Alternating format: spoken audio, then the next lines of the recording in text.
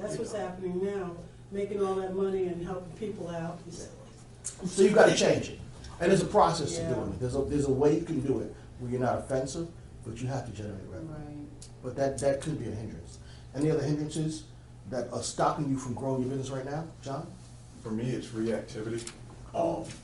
Because I work in an area where I can work in $1 million homes, or I can work in homes that were like $16,000. Mm-hmm. What happens is, because I don't follow one of your keys to success and manage the cash flow properly, what will happen is I'll find myself in a position where a job will come up in the hood, and I don't like working in the hood, not because I'm afraid of the hood, but because they don't have any money.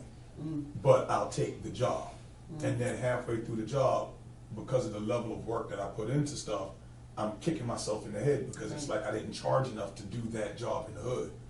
But I had to do the job in the hood because I'm reacting to my pocket being empty. So it's like I had to learn over the last year or so. By no means am I good at it yet, because I still fall back into it.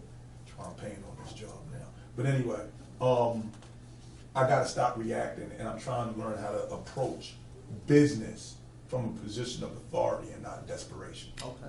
That's Good. awesome. Good. And it will hinder you, because if you think about it, if you're doing that job in the hood at that point in time, and the $1 million house says, "Hey, I need you now. I can't get there. I'm stuck at this hood job, and I gotta figure out." So it definitely is. But that's that whole scarcity and abundance, right? Because you should be like, "No, I'm passing on this hood job because I'm gonna focus my time on getting that other job." And it also ties into money, because you gotta have enough money to float you, right? So getting your numbers straight is good. One of the things that we do with our clients too, is cash management plan that allows you to use every dollar to start to create your reserve funds.